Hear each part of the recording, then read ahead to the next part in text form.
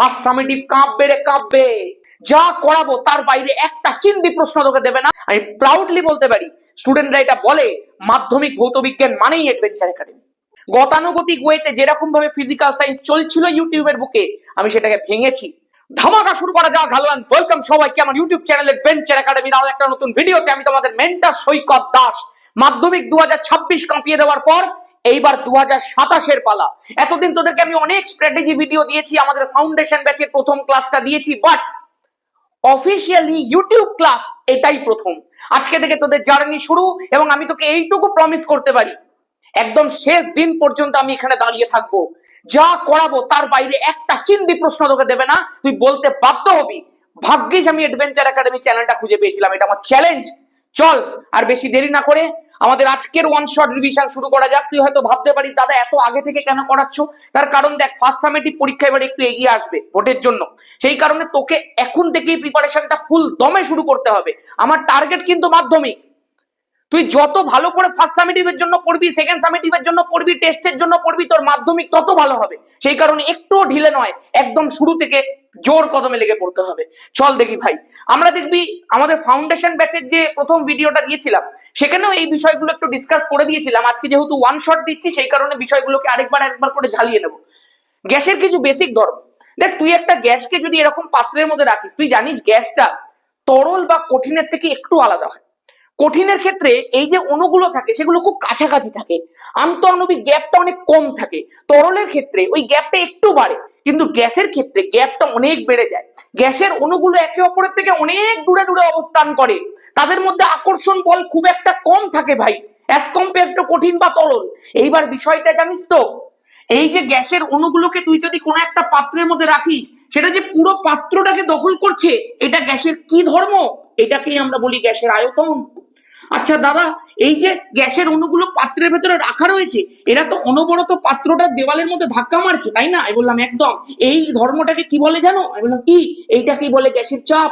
আচ্ছা আচ্ছা, জানো তো দাদা, যে কোনো গ্যাস থাকুক, যে কোনো অণু থাকুক, মহাবিশ্বের যা খুশি থাকুক, তার একটা নির্দিষ্ট ভর থাকবে।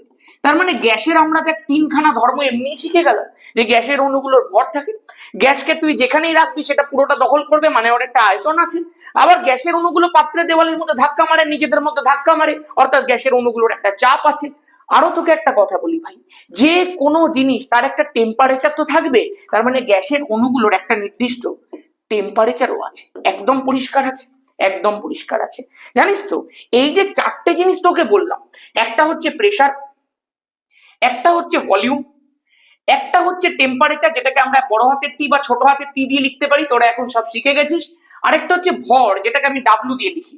এই চারটে জিনিসকে নিয়ে বিভিন্ন বিজ্ঞানীরা গবেষণা শুরু করলেন, তারা বিভিন্ন পরীক্ষা নিরীক্ষা শুরু করলেন, এবং বিভিন্ন প্রকার গ্যাস সংক্রান্ত সূত্রাবলী আবিষ্কার হলো, যেগুলো তোরা এখন জানিস প্রত্যেকটাই আদর্শ গ্যাসের ক্ষেত্রে অ্যাপ্লিকেবল। এই গ্যাস সংক্রান্ত সূত্রাবলীগুলোর মধ্যে আমাদেরকে যেটা প্রথমে পড়তে হবে সেটা হচ্ছে বয়েলের সূত্র।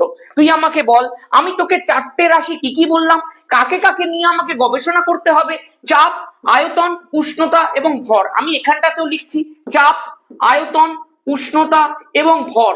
একটা গোপন কথা বলছি, যেটা আমি নিজে তৈরি করেছি মনে রাখানোর জন্য। এই কথাটা শিখে রাখ ভাই, প্রচুর কাজে লাগবে। যদি যে কোনো দুজনের মধ্যে সম্পর্ক থাকে, তাহলে বাকি দুজন ধ্রুবক থাকবে।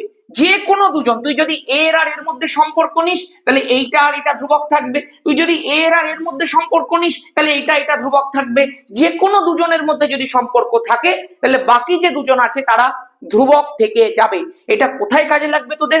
যখন তোকে কোনো একটা সূত্রের ধ্রুবক জানতে চাইবে, সেই সময় তুই জাস্ট মনে করবি সূত্রটা কি ছিল, ওই যে দুটো রাশির মধ্যে সম্পর্ক, তাহলে বাকি দুজন ধ্রুবক ছিল। এটাই হচ্ছে গল্প। এখন বয়েলের সূত্রটা কি? দেখ, বয়েলের সূত্র মনে রাখার জন্য আমি একটা স্টোরি বলি সবাইকে। তোদের এখন মাধ্যমিকের বছর, বাবা মায়েরা দেখবি ভীষণ সিরিয়াস, পাড়ার কাকুরাও ভীষণ সিরিয়াস, কাকিমারাও ভীষণ সিরিয়াস। বাইরে বেরোলি, এই তুই বাইরে বেরিয়েছিস কেন? তোর মাধ্যমিক না? টিচার দেখবি, মাধ্যমিক প্রচুর পড়তে হবে। বাবা বলবে দেখবি মাধ্যমিকটা একবার দিয়ে নে, জীবন একদম কুল কুল। আর তোদের কিছুই না, মাধ্যমিকের পরেও প্রচুর চাপে রাখবে। তো এই যে তোর উপর একটা প্রেশার তৈরি করে রেখে দিয়েছে, তার ফলে তুই ফুরুত ফুরুত ফুরুত ফুরুত করে উঠতে পারছিস না ভাই। তুই ভীষণ চাপে একদম কুঁড়ে রয়েছিস, কারণ তোর উপরে এক্সটার্নালি অনেক প্রেশার রয়েছে। তার মানে দাদা, যদি কোনো জিনিসের ওপর আমি প্রচন্ড পরিমাণ প্রেসার দিয়ে রাখি, তার মানে তার যে আয়তনটা সেটা অনেকটা কমে যায়, সে আর ফুরুত ফুরুত ফুরুত ফুরুত ফুরুত ফুরুত করে উঠতে পারে না। আমি বললাম একদম। যেই মাত্র মাধ্যমিকের পর তোর ওপর থেকে এই প্রেসার গুলো সরে যাবে, যেই মাত্র প্রেসারটা কমতে থাকবে, তখন দেখবি দুপাশ থেকে দুটো ডানা বেরিয়েছে আর তুই ফুরুত ফুরুত ফুরুত ফুরুত করে উঠছিস, মানে তখন তোর ভলিউমটা কি হবে, বেড়ে যাবে। তার মানে দাদা একটা বিষয় আমি বুঝলাম। আমি বললাম কি গো, প্রেসার যদি কমে তো ভলিউম বাড়ে, আর প্রেসার যদি বাড়ে তাহলে দাদা ভলিউম কমে যায়। আমি বললাম একদম। তার মানে এদের দুজনের মধ্যে ব্যস্তানুপাতিক সম্পর্ক আছে। আমি বললাম এটাই আবিষ্কার করেছিলেন বিজ্ঞানী বয়েল। বয়েলের সূত্রের মধ্যে এই দুটোর মধ্যেই সম্পর্ক ছিল। আমি বললাম আচ্ছা। যেমন দেখ, এখানে আমি একটা এক্সাম্পল দেখিয়েছি। তুই একটা সিরিঞ্জ নিয়েছিস, তুই যদি সিরিঞ্জটার উপরে ওপর দিক থেকে প্রেসার দিতে থাকিস, তুই যদি এখান থেকে প্রেসার অ্যাপ্লাই করতে থাকিস, তাহলে এই যে ভলিউমটা ছিল সেটা দেখ এখানে কমে গেল। তুই আরো প্রেসার বাড়াচ্ছিস তো ভলিউমটা আরো কমে গেল। তার মানে প্রেসার আর ভলিউম একে অপরের ইনভার্স, একে অপরের বিপরীত, একে অপরের ব্যস্তানুপাতিক। এটাই তো বয়েলের সূত্র। দাদা বয়েলের সূত্রের মধ্যে ধ্রুবক গুলো কি কি হবে? আমি বলছি কার কার মধ্যে সম্পর্ক। তুই বললি দাদা আয়তনের সঙ্গে চাপের সম্পর্ক। আমি বললাম ভেরি গুড। আচ্ছা পি আর ভি এর মধ্যে যদি সম্পর্ক হয়, তাহলে টি আর ডাব্লিউটা ধ্রুবক থাকে। দাদা টিটা দুটোই দেখা যায় সেলসিয়াস আর কেলভিন দুটো বোঝানোর জন্য, তোরা তো এখন জানিস, যে কোনো একটা পদ্ধতির মধ্যে বললেই হলো। আর একটা কি আছে বল, ডাব্লিউ। এই হচ্ছে গল্প। এইবার বিষয়টা বুঝে দেখ, তোকে যখন বয়েলের সূত্রটা লিখতে হয় তখন তুই কি লিখিস? প্রথমেই তুই ধ্রুবক গুলো উল্লেখ করিস। দেখ তো, স্থির উষ্ণতায়, কারণ উষ্ণতাটা ধ্রুবক আছে। নির্দিষ্ট ভরের, দেখ ভরটা তো ধ্রুবক আছে। তারপরে তুই কি লিখিস? যেটা তোর সম্পর্ক। কোন গ্যাসের আয়তন, এই যে আয়তন, ওই গ্যাসটির ওপর প্রযুক্ত চাপের সঙ্গে, এই যে চাপের সঙ্গে ব্যস্তানুপাতে পরিবর্তিত হয়। আর এই তো ব্যস্তানুপাতে পরিবর্তিত হয়। ব্যস্তানুপাত মানেই তো একটা উপরে থাকবে একটা নিচে থাকবে। এই দেখ ভিটা তো উপরে আছে, পিটা তো নিচে আছে, মানেই তো ব্যস্তানুপাত। গল্প শেষ, গল্প শেষ। ফাটাফাটি ফ্যান্টাস্টিক কোয়েশ্চেন আর ফ্যান্টাস্টিক তার অ্যাপ্রোচ। আশা করতে পারি কেন এটা লেখা হয়। প্রথমে ধ্রুবক লিখে তারপরে স্টেটমেন্টটা কিভাবে যায় সেটা তুই পুরো এইটুকু জায়গা দিয়ে বুঝতে পারলি। This is called one shot revision. আমরা আমাদের ব্যাচের মধ্যে এগুলোকে পুরো ডিটেল এক্সপ্লেন করেছি যে এগুলো কেন ব্যস্তানুপাতিক, কিভাবে ব্যস্তানুপাতিক সম্পর্কটা এস্টাবলিশ হয়, সব শেখানো আছে ভাই। আর এইটা হচ্ছে একদম প্রপার রিকল টেকনিক। চ এইবার তোরা প্রত্যেকেই জানিস এই যে ভি প্রপোর্শনাল টু 1/p আছে, আমরা যদি একটুখানি এই চিহ্নটাকে তোলার চেষ্টা করি, এই ভেরিজিয়াস চিহ্নটাকে তোলার চেষ্টা করি, তাহলে এখানটা ইকুয়াল দিয়ে একটা ধ্রুবক লিখতে হয়। তুইও জানিস আমিও জানি। আচ্ছা দাদা, এই যে নিচে পি আছে আর এই যে ভি আছে, এই দুটো গুণ হয়ে গিয়ে পিভি ইকুয়াল টু ধ্রুবক চলে আসবে না? আমি বললাম একদম। তার মানেটা কি গো?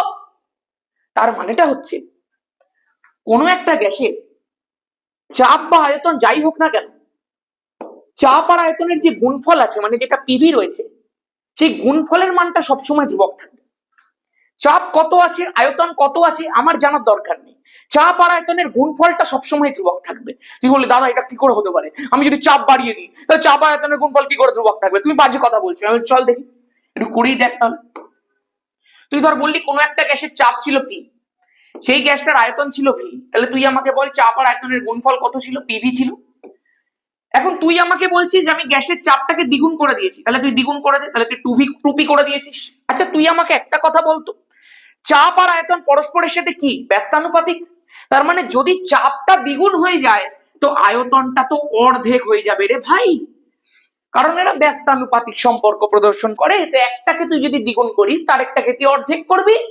আর যদি এটা তাই করিস, তুই খেয়াল করে দেখ, চাপটাও পরিবর্তিত হলো, আয়তনটাও পরিবর্তিত হলো। তোকে আমি কি বলেছিলাম, চাপ আর আয়তন পরিবর্তিত হতেই পারে, বাট এদের গুণফলটা সবসময় ধ্রুবক থাকবে। কি করে দাদা? আরে তুই গুণটা কর না রে পাগলা। তাহলে 2p ইন্টু ভি বাই 2, দেখ তো 2 কাটলো, পি ভি তোর চোখের সামনে তুই দেখতে পাচ্ছিস। চাপ আর আয়তনের গুণফল সর্বদাই কি থাকছে? ধ্রুবক থাকছে। এই জন্যই তো বয়েলের সূত্র বলে পিভি ইকুয়াল টু ধ্রুবক। তার মানে দাদা দুটো গ্যাসের ক্ষেত্রে, প্রথম গ্যাসটার ক্ষেত্রে যদি আমি P1V1 লিখি আর দ্বিতীয় গ্যাসটার ক্ষেত্রে যদি আমি P2V2 লিখি, তাহলে এই P1V1 আর P2V2 সবসময় কি হবে? সমান হবে। এটাই হচ্ছে বয়েলের সূত্রের অঙ্ক করার সমীকরণ। ফাটাফাটি ফ্যান্টাস্টিক ব্যাপার, বল জয় ধামাকা। ঠিক আছে, এইবার দাদা কি আছে? আমি বলছি এখান থেকে না কিছু লেখচিত্র তোকে আঁকতে দেয়। আচ্ছা প্রথমেই বল তুই কি শিখলি? ভি প্রপোর্শনাল টু 1/p শিখলি, মানে তুই দেখতে পেলি যে দুজনের মধ্যে ব্যস্তানুপাতিক সম্পর্ক আছে। একদম ক্লিয়ার। তোকে এখান থেকে দুটো লেখচিত্র আঁকতে দিতে পারে ভাই, কি কি জানিস? একটা হচ্ছে ভিপি লেখচিত্র, হ্যাঁ পাগলা, একটা হচ্ছে ভিপি লেখচিত্র, আর একটা আছে ভাই, সেটা হচ্ছে পিভি লেখচিত্র। তুই আমাকে একটা কথা বল, তোকে যদি আমি এক্ষুনি চোখটা বন্ধ করে দিই, তোকে আমি কিচ্ছু দেখতে দিচ্ছি না কি লেখচিত্র আছে না আছে, তোকে আমি একটা কথা শুধু জিজ্ঞাসা করব, তুই আমাকে বল তো চাপ আর আয়তনের মধ্যে সম্পর্ক কি? তুই বলবি দাদা চাপ আর আয়তনের মধ্যে ব্যস্তানুপাতিক সম্পর্ক, তার মানে চাপের সাথে আয়তনের ব্যস্তানুপাতিক সম্পর্ক। তুই বলবি হ্যাঁ, আয়তনের সাথে চাপেরও ব্যস্তানুপাতিক সম্পর্ক। দাদা চাপ আয়তন বলো, আয়তন চাপ বলো, দুজনেরই তো ব্যস্তানুপাতিক। আমি বললাম দুটোই যখন ব্যস্তানুপাতিক, তো দুটোর ক্ষেত্রে লেখচিত্র সেমই হবে। এইটাও ব্যস্তানুপাতিক সম্পর্কের লেখচিত্র মানে সমপরাবৃত্ত, এইটাও ব্যস্তানুপাতিক সম্পর্কের লেখচিত্র মানে সমপরাবৃত্ত। একদম ক্লিয়ার আছে প্রত্যেকের কাছে, একদম ক্লিয়ার আছে প্রত্যেকের কাছে। শুধু দাদা পার্থক্যটা কোথায়? যদি আমাকে বলে ভিপি লেখচিত্র, তাহলে আমি ভিটা ওয়াই অক্ষে দেবো আর পিটা এক্স অক্ষে দেবো। যদি আমাকে বলে পিভি লেখচিত্র, যেটা আগে থাকবে সেটা ওয়াই অক্ষে যাবে। গল্প শেষ এখানেই, ঠিক আছে? দাদা আমাকে একটা কথা বলবে? আমি কি, আমি এগুলো সব এক্সপ্লেন করেছি ডিটেলে, শুধু একটু জাস্ট তোদেরকে শিখিয়ে দিচ্ছি এখানে। আমাকে একটা কথা বলো, এইটা ব্যস্তানুপাতিকের লেখচিত্র কি করে হলো? আমি বলছি ধর তুই পি এর মানটাকে এখানটায় নিলি, তখন তুই ভি এর মান কত পাচ্ছিস? দাদা লেখচিত্রের মাধ্যমে আমি ভি এর মান এখানে পাচ্ছি। আমি বললাম হ্যাঁ। আচ্ছা তুই ধর পি এর মানটাকে বাড়িয়ে দিলি, তাহলে পি এর মানটা আমি এখানটায় নিলাম। আচ্ছা আমি এবার বুঝতে পেরেছি, মানে যখন আমি পি এর মানটাকে বাড়িয়ে দিচ্ছি তখন ভি এর মানটা কমে যাচ্ছে। এটাই তো ব্যস্তানুপাতিক সম্পর্ক, যে একটা বাড়লে আরেকটা কমবে। Here is the conclusion. আশা করতে পারি logically full done and dusted. আরেকটা কি দেয় জানিস? পিভি বনাম পি বা পিভি বনাম ভি লেখচিত্র দেয়। এটা কিন্তু আমি একটা অর দিয়েছি, পিভি বনাম পিও দিতে পারে অথবা পিভি বনাম ভিও দিতে পারে। যাই দিক না কেন সেই প্রত্যেকটার একটাই প্রকৃতি হবে, আর সেটা হচ্ছে এইটা। বল কেন? কারণ তোকে তো আমি শিখিয়েছি পিভি ইকুয়াল টু ধ্রুবক, মানে পিভির মান কোনোদিনও পি বা ভি এর পরিবর্তনের সাথে সাথে চেঞ্জ হয় না। তোকে তো আমি একটু আগে শিখিয়েছি। তার জন্য পি এর মান এখান থেকে এখানে হোক কিংবা ভি এর মান এখান থেকে এখানে হোক, বাড়ুক কিংবা কমুক, পিভির মান সবসময় কি থাকবে? ফিক্স থাকবে। পিভির মান না উঠবে, না বাড়বে, না কমবে, না নামবে, কিছু হবে না। পিভির মান সবসময় এখানেই আছে, এখানেই থাকবে। পি এখানে ছিল যখন তখনও পিভি এখানে, পি এখানে যখন ছিল তখনও পিভি এখানে। পিভি কোনোদিনও চেঞ্জ হবে না, পিভি ধ্রুবক। আশা করতে পারি ক্লিয়ার। ওকে, আর কি আছে দাদা? আমি বলছি আরেকটা লেখচিত্র তোকে দেখি ওয়ান শটের মধ্যেই। কি আছে দেখ তো। V equal to K into one by P ছিল না? তুই বলবি হ্যাঁ দাদা ছিল, বয়লের সূত্রে ছিল। আমি বলছি তোকে ধর বললো ভি বনাম ওয়ান বাই পি লেখচিত্র অঙ্কন করতে, এইবারে তো তোর জন্য সমস্যা হয়ে যেতে পারে। বা কি করে সমস্যা হবে? আমি তো ফাউন্ডেশনের ওই প্রথম ক্লাসটা দেখেছি, ইউটিউবের মধ্যে যেটা দেওয়া ছিল সেখানে তো আমার কাছে ক্লিয়ার ছিল যে ওয়াই ইকুয়াল টু এই ধ্রুবকটাকে আমরা এম লিখি, আর যেটা এক্স অক্ষে লিখেছো সেটাকে এক্স লিখি। এই যে সমীকরণটা যখনই আমি দেখবো ওয়াই ইকুয়াল টু ওয়াই মানে যেটা ওয়াই অক্ষে দেওয়া রয়েছে, ওয়ান বাই পিটাকে তুই এক্স অক্ষের মধ্যে দিয়েছিস, তাহলে এটাই তোর এক্স আর এই ধ্রুবকটাই তোর M. Y equal to M X মানেই কি দাদা? মূল বিন্দুগামী সরল রেখারে পাগলা। একদম ক্লিয়ার। তাহলে এই সম্পর্ক আমি যখনই দেখবো সেটা মূল বিন্দুগামী সমীকরণ হয়ে যাবে, একটা মূল বিন্দুগামী সরল রেখা হয়ে যাবে। এইটাকেই অ্যাকচুয়ালি লেখা যায়। খেয়াল করতো, যদি আমি ইকুয়াল টু আর ধ্রুবকটাকে তুলে দিই তাহলে ওয়াই প্রপোর্শনাল টু এক্স হয়ে যায়। এখানে যদি আমি ইকুয়াল টু আর ধ্রুবকটাকে তুলে দিই তাহলে কি চলে আসতো? V proportional to one by P চলে আসতো না? এখানে তোকে কিন্তু পি দেয়নি ভাই, নিচে যদি তোকে পি দিত তখন তুই বলতে পারতিস ভি এর সঙ্গে পি এর ব্যস্তানুপাতিক সম্পর্ক। বাট তোকে তো পুরো ওয়ান বাই পিটা দিয়ে দিয়েছে, তোকে তো শুধুমাত্র পিটা দিয়ে দেয়নি, তোকে বলেছে ভি এর সঙ্গে এই গোটা ওয়ান বাই পিটার কি সম্পর্ক। তাহলে তুই ভিটাকে ওয়াই ধর আর ওয়ান বাই পিটাকে এক্স ধর, তাহলে তুই দেখতে পাচ্ছিস কি ওয়াই প্রপোর্শনাল টু এক্স। যখনই তুই দেখবি কোনো জায়গায় সমানুপাতিক সম্পর্ক আছে, তো সমানুপাতিক সম্পর্কের লেখচিত্র কেমন হয়? মূল বিন্দুগামী সরল রেখা হয়। তোকে যদি আমি বলি এর নতি বা স্লোপ কত, এম এর ভ্যালু কত, তুই বলবি দাদা এম এর ভ্যালু ওটা তো এখানে কে দেখতে পাচ্ছি, কারণ ওয়াইটা ভি, ওয়ান বাই পি গোটাটা এক্স, তাহলে এই কেটাই এম। আমি বললাম একদম ভাই, একদম পরিষ্কার প্রত্যেকের কাছে, ঠিক আছে। চলো তাহলে আমি এখান থেকে কয়েকটা কনক্লুশনে এলাম। যদি ব্যস্তানুপাতিক সম্পর্ক থাকে তাহলে সমপরাবৃত্ত হয়। যদি সমানুপাতিক সম্পর্ক থাকে, দেখো ভি আর ওয়ান বাই পি এর মধ্যে সমানুপাতিক সম্পর্ক ছিল, তখন মূল বিন্দুগামী সরল রেখা হয়। একদম পরিষ্কার, ডান অ্যান্ড ডাস্টেড। ওকে, চলো এইবার একটুখানি নেক্সট দেখা যাক। নেক্সট আছে দেখো চার্লসের সূত্র। চার্লসের সূত্রে আমি খুব সুন্দর একটা এখানে ডায়াগ্রাম জেমিনাই থেকে বার করে লিখে দিয়েছি, মানে এঁকে দিয়েছি, এঁকে বলছে ছেপে দিয়েছি আর কি। দেখতে পাচ্ছিস যখন গাড়িটা চলছে, রাস্তা প্রচন্ড গরম, টায়ারের ভেতর থেকে ও একদম যেন ফেটে বাইরের দিকে বেরিয়ে যেতে চাইছে। এইটাকে আমি একটা আমার বানানো এক্সাম্পল দিয়ে এক্সপ্লেন করব। এটা দেখে তুই আপাতত কি বুঝছিস বল? যে যত টায়ারটা রাস্তার সঙ্গে ঘর্ষণ হচ্ছে, তত টায়ারের ভেতরের বাতাসগুলোর আয়তন বাড়ছে।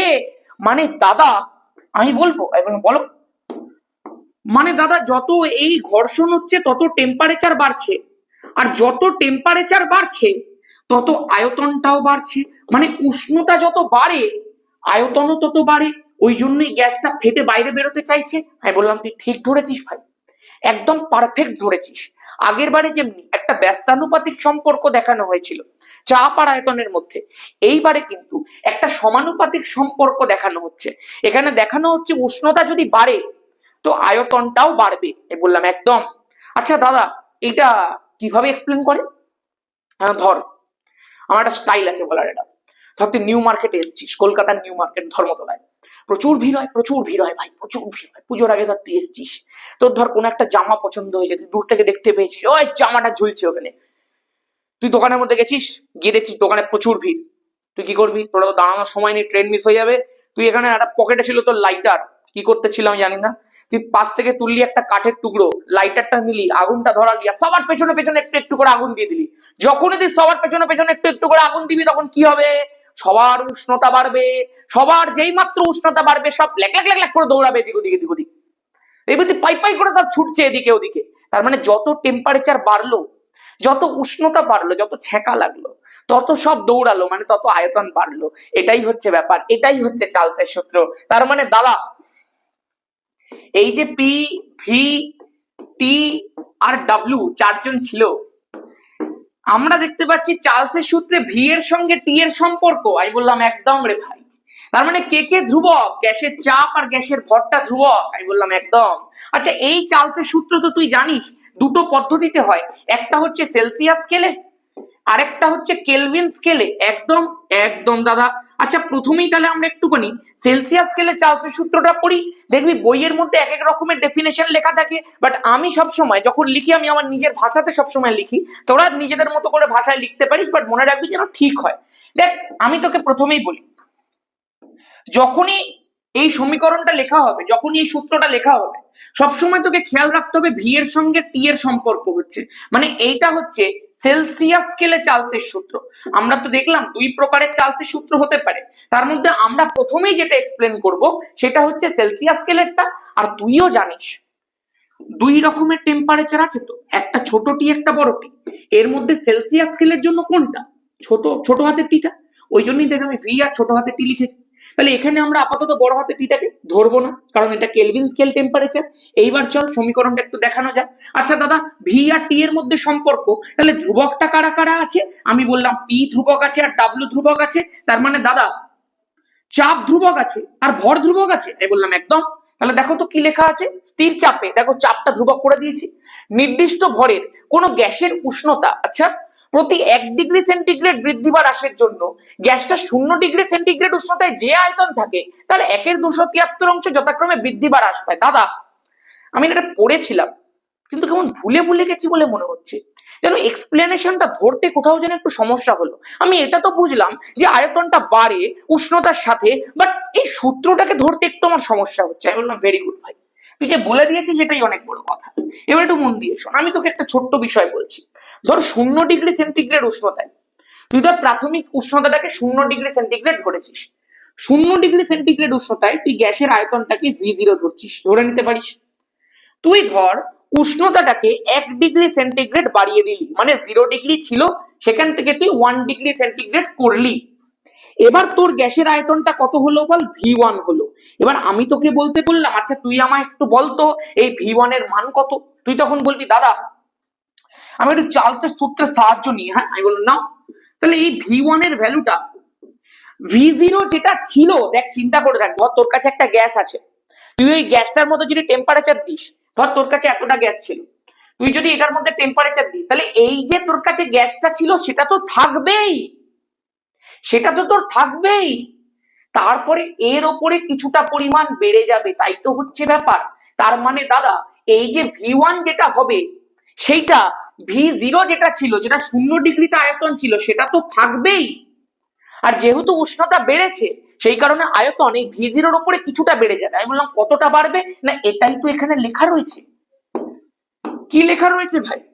গ্যাসের উষ্ণতা প্রতি 1 ডিগ্রি সেন্টিগ্রেড বৃদ্ধি বা হ্রাস করলে, আমরা এখন হ্রাসটা করিনি, তাহলে আমরা বৃদ্ধি করলে পড়বো। তাহলে এই যে দেখ, গ্যাসের উষ্ণতা প্রতি 1 ডিগ্রি সেন্টিগ্রেড বৃদ্ধি করলে, 0 থেকে কত করে দিয়েছি আমরা? 1 করে দিয়েছি। গ্যাসটার 0 ডিগ্রি সেন্টিগ্রেড উষ্ণতায় যে আয়তন থাকে, মানে 0 ডিগ্রি সেন্টিগ্রেড উষ্ণতায় যে আয়তন ছিল সেটা তো থাকবেই। বাড়বে কতটা? না বাড়বে তার 1/273 অংশ।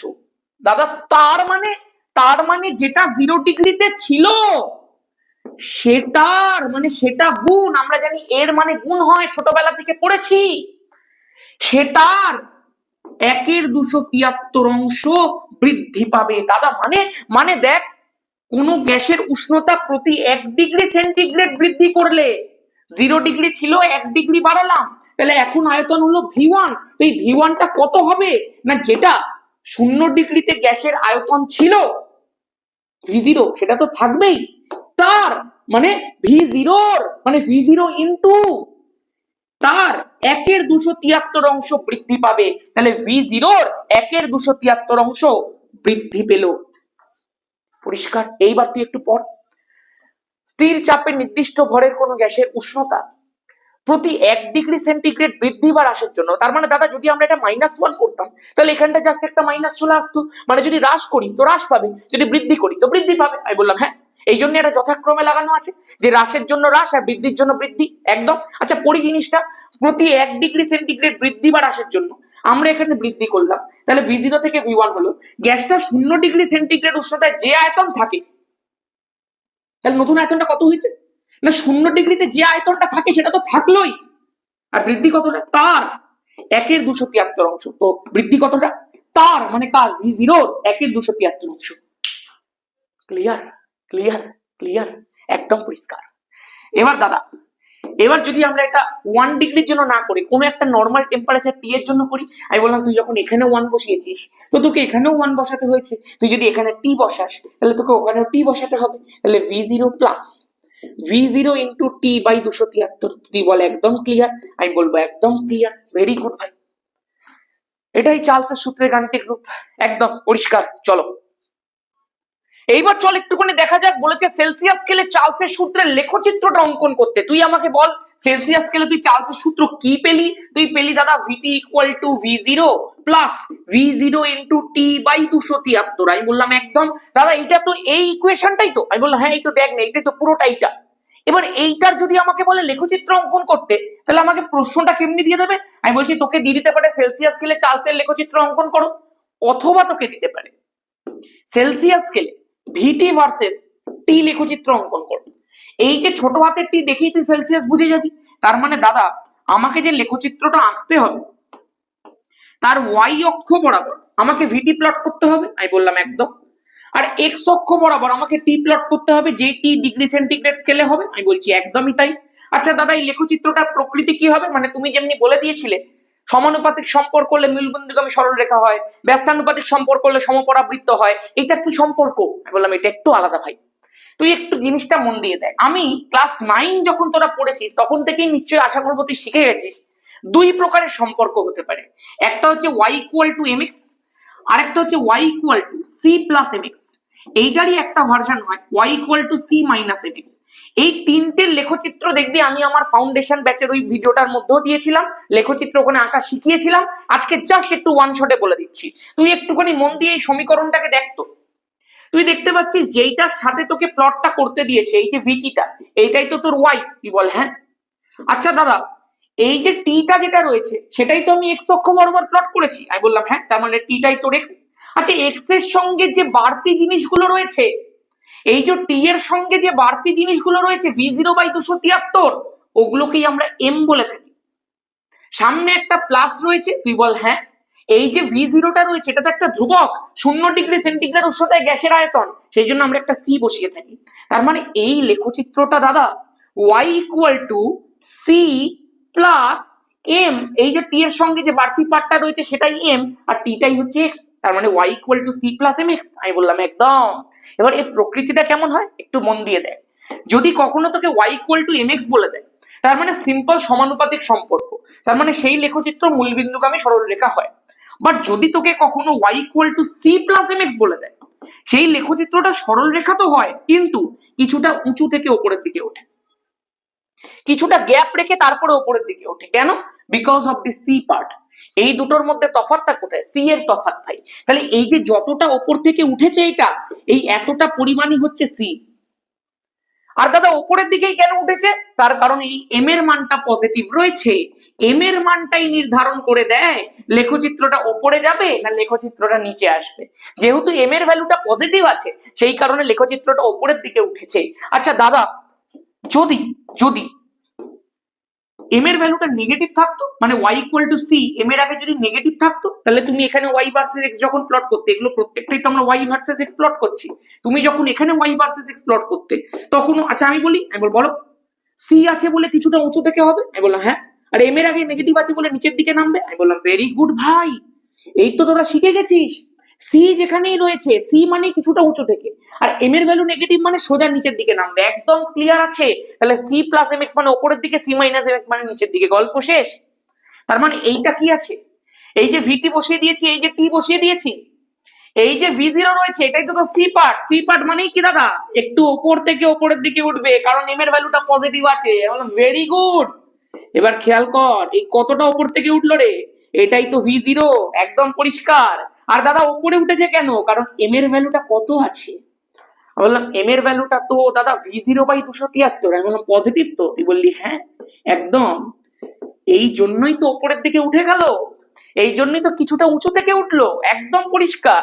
আচ্ছা দাদা আর কি করতে হবে? আমি বললাম এটা ট্রিক আছে এখানে, চিন্তা করে দেখ। আমি যদি এইটাকে একটুখানি এরকম ভাবে বাঁদিকে বাড়িয়ে দিই, তোরা তো প্রত্যেকে জানিস যে এই দিকে যে টেম্পারেচারটা আমি পাচ্ছিলাম, এই দিকে যে টেম্পারেচারটা পাচ্ছিলাম ওটা পজিটিভ টেম্পারেচার অ্যাক্সিস ছিল, এখানে পজিটিভ সেলসিয়াস স্কেলের টেম্পারেচার পেতাম। তাহলে এই দিকে যখন বাড়িয়েছি এখানে আমরা নেগেটিভ টেম্পারেচার পাবো, নেগেটিভ ডিগ্রি সেলসিয়াস পাবো একদম। আচ্ছা তুই যখন এই লেখচিত্রটাকে এরকম ভাবে পেছনের দিকে বাড়িয়ে দিস, সেইটা একটা জায়গার মধ্যে গিয়ে ছেদ করে, তুই একটু ডটেড লাইনে বাড়াবি এটাকে, ধর আমি ডটেড লাইন করে পেছনের দিকে বাড়িয়ে দিলাম, আমরা দেখতে পাই এটা গিয়ে একটা বিন্দুতে ছেদ করে। এই বিন্দুটার টেম্পারেচার কত হয় জানিস? টেম্পারেচারটা হয় -273 ডিগ্রি সেন্টিগ্রেড।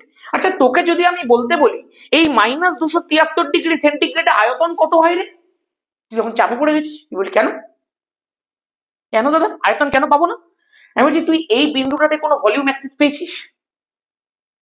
তুই যে আয়তনটা বার করবি, তুই এই বিন্দুটাতে কোনো ওপরের দিকে কোনো ওয়াই অ্যাক্সিস দেখতে পাচ্ছিস? পাচ্ছিস না তো। যদি তুই ওয়াই অ্যাক্সিস দেখতেই না পাস, ওয়াই অ্যাক্সিসেই তো আয়তন আছে, এই বিন্দুটার মধ্যে তো কোনো ওয়াই অ্যাক্সিসই নেই, এটা তো কেবলমাত্র এক্স অ্যাক্সিসের একটা বিন্দু। তার মানে এটার মধ্যে শুধুমাত্র আমরা টেম্পারেচারই পাবো, মানে এই টেম্পারেচারটাতে কোনো আয়তন পাওয়া যাচ্ছে না, তার মানে এই টেম্পারেচারটাতে আয়তন শূন্য। এই জন্য দিস টেম্পারেচার -273 ডিগ্রি সেন্টিগ্রেড টেম্পারেচারটাকে আমরা বলে থাকি পরম শূন্য উষ্ণতা। আমি আশা করতে পারি একদম প্রত্যেকটা বিষয় মনে পড়ে যাচ্ছে। আবার ফার্স্ট সামেটিভ কাঁপবে রে কাঁপবে। এরকম ভাবে চ্যাপ্টার গুলোকে প্রথমে একটু পড়িয়ে দেবো, ফার্স্ট সামেটিভের আগে একটু কুইক রিক্যাপ করিয়ে দেবো। অ্যাডভেঞ্চার একাডেমি স্টাইলই এটা। অ্যাডভেঞ্চার একাডেমি এরকম ডিটেলেও পড়ায়, ওয়ান শটও পড়ায়, কুইক রিক্যাপও পড়ায়, ওয়ান শট রিভিশনও দেয়, আবার 5 মিনিটের রিভিশনও দেয়, আবার 15 মিনিটের পকেট ধামাকাও দেয়, আবার কোয়েশ্চেন আনসারও সলভ করায়। তোদের পরীক্ষার আগে দেখবি ধামাকা সুপার মক করাবো। প্রত্যেকটা জিনিস আমি ইউটিউবের বুকে শুরু করেছি। গতানুগতিক পদ্ধতিতে আমি আর ফিজিক্যাল সায়েন্স ইউটিউবে পড়াই না। অ্যাডভেঞ্চার একাডেমি চ্যানেলটা তৈরি হওয়ার এটাই উদ্দেশ্য ছিল, গতানুগতিক ওয়েতে যেরকম ভাবে ফিজিক্যাল সায়েন্স চলছিল ইউটিউবের বুকে আমি সেটাকে ভেঙেছি। আমি প্রাউডলি বলতে পারি, স্টুডেন্টরা এটা বলে মাধ্যমিক ভৌত বিজ্ঞান মানেই অ্যাডভেঞ্চার একাডেমি, এটা আমি প্রাউডলি বলি, বিকজ এটা স্টুডেন্টরা বলে আমাকে। চল আর কিছু নয়। আচ্ছা তুই যদি আমাকে বলিস দাদা তুমি যে বললে এই পরম শূন্য উষ্ণতায় কোনো একটা গ্যাসের আয়তন 0 হয়, আমি তোমার মুখের কথায় কি করে বিশ্বাস করি? কেন রে? তুমি একটু ম্যাথামেটিক্যালি দেখাও। আমরা তো ম্যাথামেটিক্সকে খুব পছন্দ করি, আর আমরা তো শুনেছি ফিজিক্স কেমিস্ট্রিতে ম্যাথামেটিক্সের বিরাট অবদান। বললাম আচ্ছা, তার মানে তোকে এখন দেখাতে হবে যে পরম শূন্য উষ্ণতাতে গ্যাসের আয়তনটা সত্যি জিরো হয়। আমি বললাম একদম দেখাতে হবে। তাহলে তুই দেখ একটু, তুই চার্লসের সূত্রতে কি জানিস? VT equal to V zero plus V zero into T by 273। একদম জানি, একদম জানি। আচ্ছা তুই আমাকে একটা কথা বলতো, আমি যদি ধরে নিই এই টেম্পারেচারটাই হচ্ছে পরম শূন্য উষ্ণতা, তাহলে সেইটার মান কত? না -273 ডিগ্রি সেন্টিগ্রেড। আমি যদি ধরে নিই এটাই পরম শূন্য উষ্ণতা, তাহলে এই উষ্ণতার করেসপন্ডিং যে আয়তন সেইটা আমাকে বার করতে হবে, আমাকে ভিটিটা বার করে দেখতে হবে। যদি আমার কথা সত্যি হয়, তাহলে তুই যখনই টি এর ভ্যালুটা -273 ডিগ্রি সেন্টিগ্রেড ধরছিস, তোর ভিটিটা জিরো আসার কথা। আর যদি ভিটিটা তুই জিরো না পাস, তার মানে আমি ভুল বলেছি। আর যদি তুই ভিটিটা জিরো পেয়ে যাস, তার মানে আমি ঠিক বলেছি। দেখ কি পাস।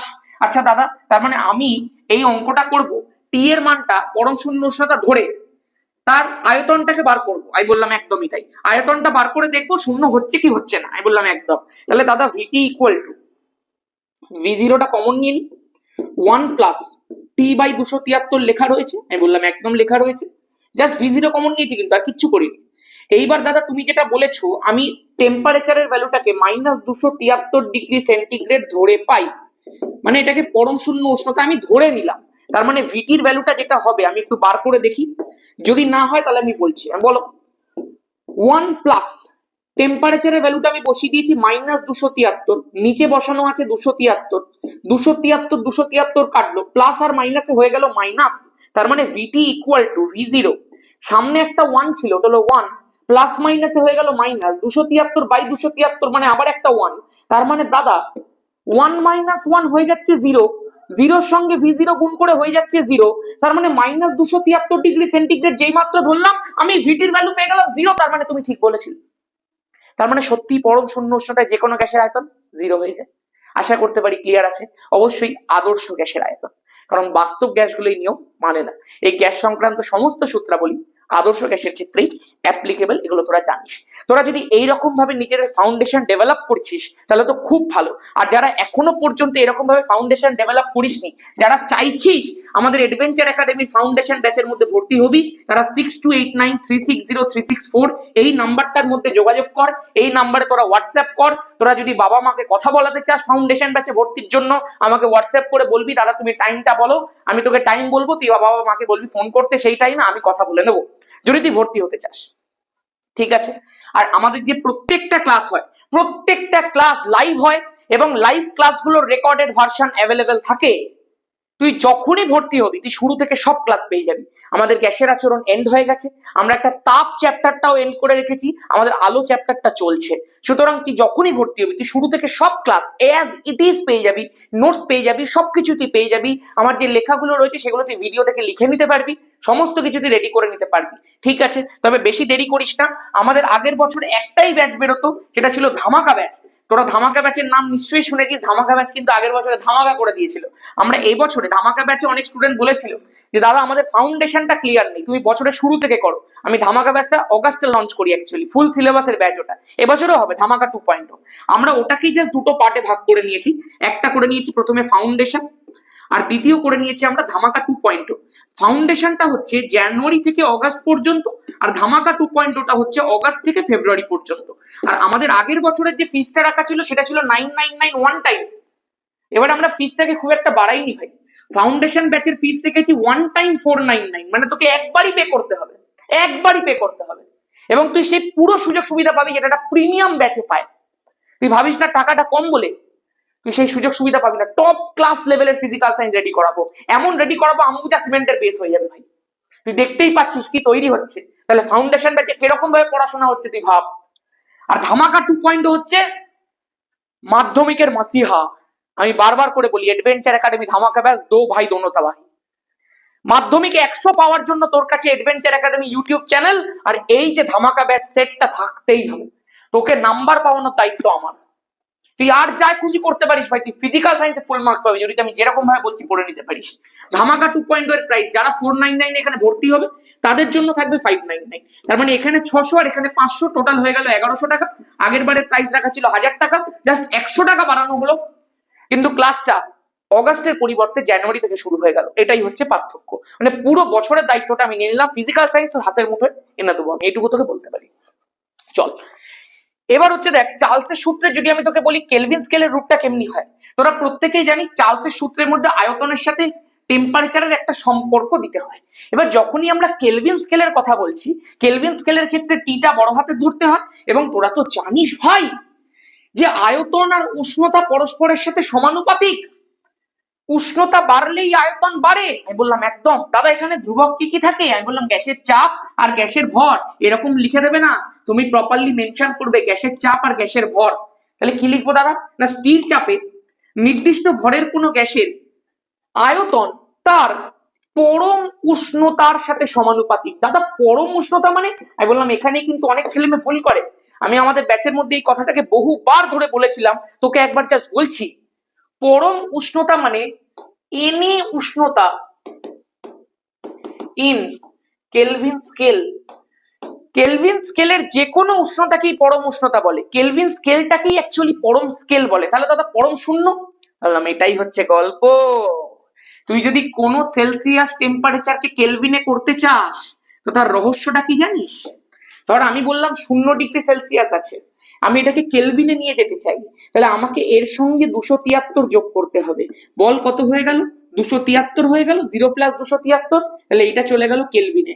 আমি ধর বললাম 100°C আছে আমার কাছে, আমি 100°C কেলভিনে নিয়ে যেতে চাই, তাহলে কি করব? 273 দিয়ে যোগ করব। তাহলে 100 + 273 কত হয়ে গেল বল? 373 হয়ে গেল, কেলভিন চলে এলো। তার মানে যে কোনো সেলসিয়াস টেম্পারেচারকে কেলভিনে কনভার্ট করতে গেলে 273 দিয়ে যোগ করতে হয়। তুই বল একদম ক্লিয়ার আছে? এইবার একটা কথা আমাকে মন দিয়ে বলতে দে, এই যে টেম্পারেচার গুলো তুই পাচ্ছিস এইগুলো হচ্ছে তোর কেলভিন স্কেলের টেম্পারেচার। আর আমি তোকে কি বললাম? কেলভিন স্কেলটাকেই পরম স্কেল বলা হয়। দ্বারা সন্ধে দিচ্ছে এবং মাঝে মধ্যে আমার ভিডিওতে আওয়াজটা আসে, আমি এটাকে কাটি না, তোরাও জেনে রাখ। এতদিন যারা ভিডিও করেছে তারা দেখেছে, তারা জানে। তার মানে সেলসিয়াস স্কেলটাকে যখনই কেলভিনে কনভার্ট করবো 273 দিয়ে যোগ করে দেবো, রাইট? তাই বললাম একদম দাদা রাইট। তার মানে তুমি আমাকে একটা কথা বলো, এই যে পরম শূন্য উষ্ণতা আমি পেয়েছিলাম যেটাকে -273°C তুমি বলেছিলে, আমি বললাম হ্যাঁ। যদি এইটাকে আমি কেলভিনে নিয়ে যেতে চাই তাহলে এটাকেও আমি 273 দিয়ে যোগ করব। আমি বললাম করো। না দাদা -273 + 273 পুরোটা হয়ে কত হয়ে গেল? ওকে 0 কেলভিন। আমি বললাম একদম। দাদা তুমি কেলভিন স্কেলটার নাম কি বলেছিলে? পরম স্কেল বলেছিলে না? আমি বললাম হ্যাঁ। আর পরম স্কেলের 0 টেম্পারেচারটাই তো -273°C ছিল অ্যাকচুয়ালি। তার মানে -273 যেটাকে আমরা অ্যাকচুয়ালি পরম শূন্য বলতাম, সেটা বলতাম কেন? তার কারণ -273 কে যখন আমরা কেলভিনে কনভার্ট করছি তখন আমরা দেখতে পাচ্ছি সেটা অ্যাকচুয়ালি 0। তার মানে সেটা কেলভিন স্কেলের মানে পরম স্কেলের 0। আমি বললাম হ্যাঁ, ওই জন্যই পরম শূন্য। আমি বললাম একদম। This is the reason. যেহেতু পরম স্কেলের 0 কেলভিন ওটা, ওই জন্য ওর নাম পরম শূন্য। এর আরো একটা লজিক আছে, যেহেতু ওইটাই এই মহাবিশ্বের সব থেকে নিম্ন টেম্পারেচার, ওর থেকে কম টেম্পারেচার আর পাওয়া যায় না।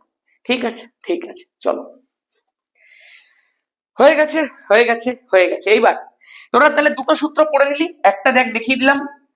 এই V প্রপোর্শনাল টু T যেটা পড়লি, আমরা যদি একটুখানি ভেঙে দেখি চার্লসের সূত্রটাই, তাহলে V = K × T হয়ে গেল। তার মানে দাদা V/T = ধ্রুবক চলে এলো। আমি বললাম একদম তাই, চলে এলো। আচ্ছা আগের বারে যেটা দেখেছিলাম V প্রপোর্শনাল টু 1/P ছিল বয়েলের সূত্রে, তাহলে V = K × 1/P ছিল, তাহলে PV = ধ্রুবক চলে এসেছিল না? আমি বললাম হ্যাঁ। দাদা যখন PV = ধ্রুবক এসেছিল তখন আমরা লিখেছিলাম P1V1 = P2V2। তাহলে যখন V/T = ধ্রুবক এসছে তখন আমরা লিখবো V1/T1 = V2/T2। আমি বললাম একদম ভাই, এই তো তুই শিখে গেছিস। এটাই হচ্ছে চার্লসের সূত্রের অঙ্ক করার নিয়ম, অঙ্ক করার সূত্র এটা। জাস্ট V/T টা ধ্রুবক, তাহলে প্রথম গ্যাসটার জন্য V1/T1, দ্বিতীয় গ্যাসটার জন্য V2/T2, দুটোই যেহেতু সমান সেই জন্য দুটো ইকুয়াল করে দিলাম, গল্প শেষ। ঠিক আছে চলো এইবার চার্লস আর বয়েলের মিলিত সূত্র। তুই বল বয়েলের সূত্রটা কি? তুই বলবি দাদা বয়েলের সূত্রটা হচ্ছে V proportional to 1/P। চার্লসের সূত্রটা কি? চার্লসের সূত্রটা হচ্ছে V proportional to T। But যখন তোকে লিখতে হবে মনে রাখ, তোকে প্রথমে বয়েলের সূত্রটা এরকম ভাবে লিখে নিতে হবে, তারপরে তোকে গাণিতিক রূপ লিখতে হবে এবং ব্র্যাকেটে কি কি ধ্রুবক আছে সেগুলো লিখতে হবে। চার্লসের সূত্রের কেলভিন স্কেলের রূপটা এক কথায় লিখতে হবে। মনে রাখ একটা কথা, কোনোদিনও সেলসিয়াস স্কেল দিয়ে কোনো প্রমাণ হয় না। সেলসিয়াস স্কেলটা শুধু ডেফিনেশনই আসে আর লেখচিত্রটাই আসে, আর ওখান থেকে কিছু নেই ভাই। আর খুব জোর জিজ্ঞাসা করতে পারে 1/273 কি বলে, নিচে কমেন্ট করে জানা দেখি। যখনই কেলভিন স্কেল দিয়ে তুই প্রমাণ করবি, তোকে কেলভিন স্কেলে চার্লসের সূত্রটা এক কথায় লিখতে হবে, তারপরে তোকে গাণিতিক রূপটা লিখতে হবে, তারপরে তোকে এখানটা কি কি ধ্রুবক আছে লিখতে হবে। এবার তুই খেয়াল করে দেখ ভাই, এইটা হলো তোর 1 নম্বর সমীকরণ, এটা হলো তো 2 নম্বর সমীকরণ। তুই কি দেখতে পাচ্ছিস, তুই এই 1 আর 2 কে যৌগিক ভেদের মাধ্যমে জুড়ে পাই। এখানেও ভি আছে, এখানেও ভি আছে, তো আমি জোড়ার ইকুয়েশনের মধ্যে ভি বসালাম। এখানেও প্রপোর্শনাল, এখানেও প্রপোর্শনাল, তো আমি এখানেও প্রপোর্শনাল দিলাম। এবার এই দুটোকে যখন জুড়ছি, এখানে টি রয়েছে আর এখানে 1/p রয়েছে, তাহলে হয়ে গেল t/p। আশা করতে পারি ক্লিয়ার আছে। কি করলাম বুঝতে পারলি? এখানেও ভি, এখানেও ভি, তো এখানেও ভি। এখানে প্রপোর্শনাল, এখানেও প্রপোর্শনাল, তো এখানেও প্রপোর্শনাল। এখানে 1/p আছে আর এখানে টি আছে, তাহলে গুণ করে দিলাম, তাহলে ওভারঅল কি হয়ে গেল, t/p হয়ে গেল। গল্প শেষ। এইবার দাদা এই যে সমীকরণটা আমি পেলাম, এর প্রপোর্শনাল সাইনটা তুলে দিই, তাহলে k ইনটু t/p হয়ে গেল। আমি বললাম হ্যাঁ। এবার তাহলে আমি দেখতে পাচ্ছি পিভি ইকুয়াল টু, কোনাকুনি গুণ করলে পিভি ইকুয়াল টু কেটি হয়ে গেল। এটাই হচ্ছে চার্লস আর বয়েলের মিলিত সূত্র। আচ্ছা দাদা, সেই আগের মতো ফর্মুলা লাগিয়ে দিই? আমি বললাম লাগাও। তার মানে পিভি/টি ইকুয়াল টু ধ্রুবক হয়ে গেল। আমি বললাম একদম ভাই। সমীকরণে কি দেখতে পাচ্ছিস, কটা রাশি আছে? পি আছে, ভি আছে, টি আছে। তাহলে নিচে কমেন্ট করে জানাতো কোন জিনিসটা এখানে ধ্রুবক থাকে। আর এটাও কমেন্ট করে জানা, চার্লস আর বয়েলের সূত্রের মিলিত ধ্রুবক বা চার্লস আর বয়েলের সূত্রের একটা কমন ধ্রুবক কি, দুটোর মধ্যেই কোনটা ধ্রুবক থাকে। চল,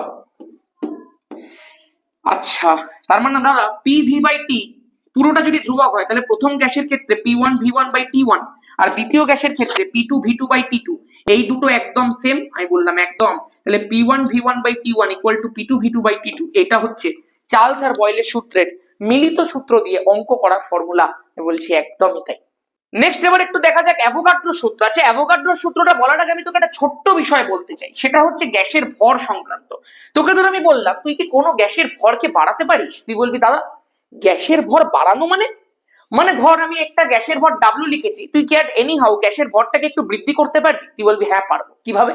না, আমি যদি এক্সট্রা করে এই গ্যাসের মধ্যে অণু ঢোকাই, মানে গ্যাসের যে অণু সংখ্যা রয়েছে আমি যদি সেটাকে বাড়াই, তাহলে প্রত্যেকটা অণুর একটা নিজস্ব ভর থাকবে, আর সেই ভর যখনই এক্সট্রা করে মধ্যে আমি ঢোকাবো তখন এই ভরটাও বাড়বে। তার মানে তুই স্বীকার করছিস তো, আমি যদি গ্যাসের অণু সংখ্যাকে বাড়িয়ে দিই, তার মানে যদি আমি গ্যাসের মোল সংখ্যাকে বাড়িয়ে দিই, কারণ অণু সংখ্যাটাই তো অ্যাকচুয়ালি মোল সংখ্যা।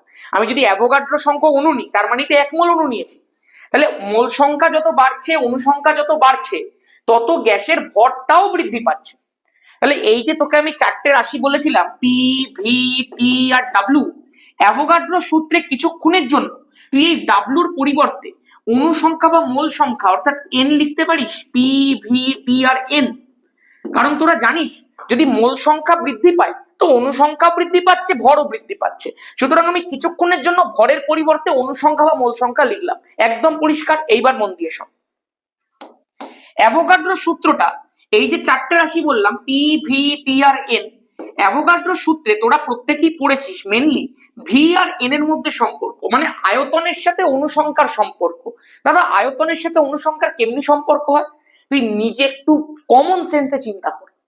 আমি যদি কোনো গ্যাসের অনুসংখ্যাকে অনেক অনেক বাড়াতে থাকি, তোর ধর কোনো একটা জায়গার মধ্যে 40 জন স্টুডেন্ট বসে আছিস, তুই যদি বাইরে থেকে আরো 50 জন স্টুডেন্টকে নিয়ে আসিস, তাহলে আয়তনটাকে বাড়াতে হবে না কমাতে হবে? তুই বলবি দাদা অবশ্যই বাড়াতে হবে। তার মানে আমি যদি কোনো একটা গ্যাসের অনুসংখ্যা বা মোল সংখ্যাকে বৃদ্ধি করি, তাহলে আমাকে তো তার আয়তনটাকেও বৃদ্ধি করতে হবে, বা ঘুরিয়ে বলা যায় অনুসংখ্যা বা মোল সংখ্যা যদি বৃদ্ধি পায় তো আয়তনটাও তো বৃদ্ধি পাবে। তার মানে এদের দুজনের মধ্যে কি ধরনের সম্পর্ক? সমানুপাতিক সম্পর্ক। আচ্ছা দাদা, যদি এদের দুজনের মধ্যে সম্পর্ক থাকে তাহলে কারা কারা ধ্রুবক? না প্রেসার আর টেম্পারেচারটা ধ্রুবক। একদম পরিষ্কার। তাহলে অ্যাভোগাড্রোর সূত্রটা কি?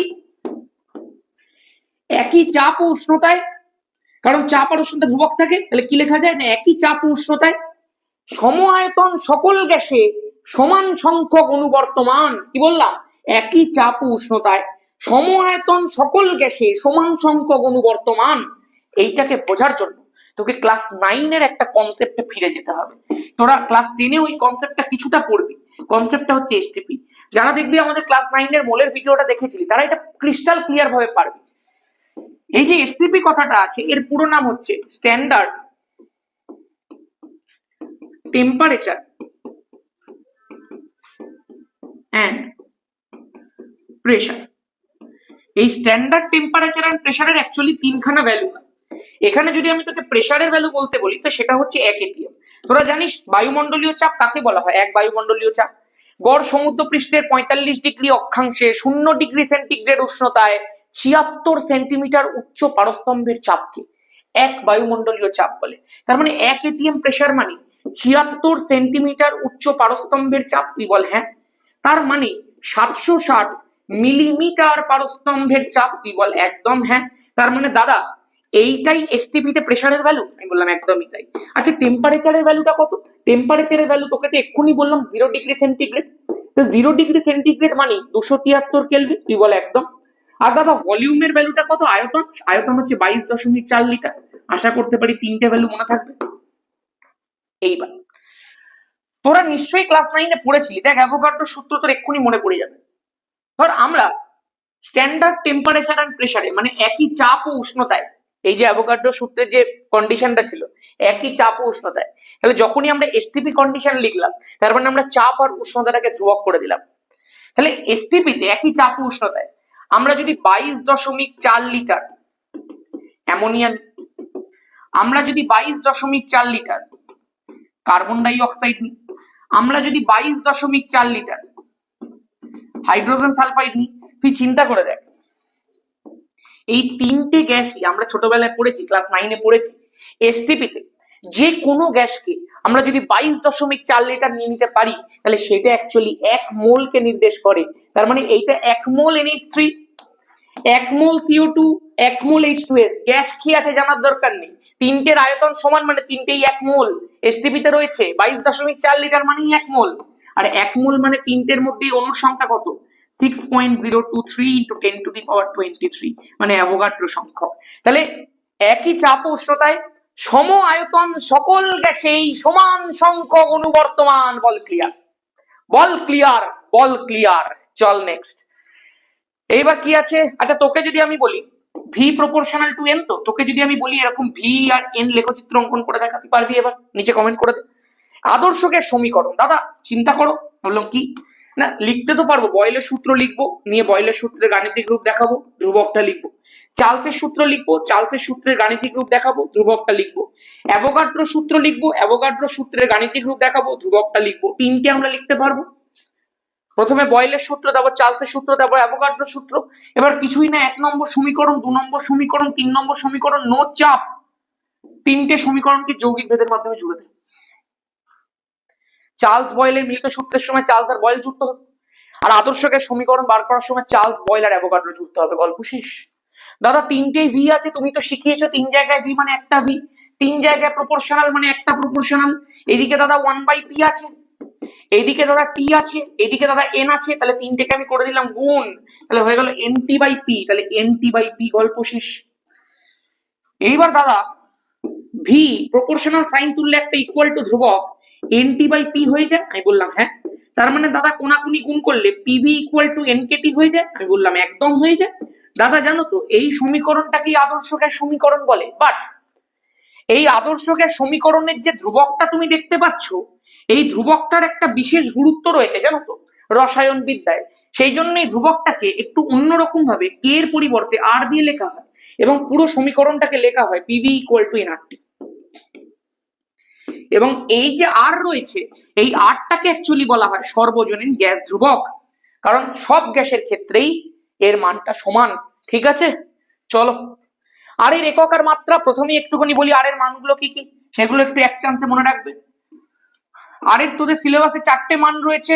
প্রথম যে মানটা থাকে সেটা হচ্ছে 8.314 ইন্টু 10 টু দি পাওয়ার 7 আর মোল ইনভার্স। দাদা এককগুলো কোথা দিয়ে পেলে? আমি তোকে এক্ষুনি দেখাচ্ছি, কেলভিন ইনভার্স। আরেকটা হচ্ছে 8.314 joule mole inverse kelvin inverse. আরেকটা হচ্ছে 0.082 litre atm mole inverse kelvin inverse.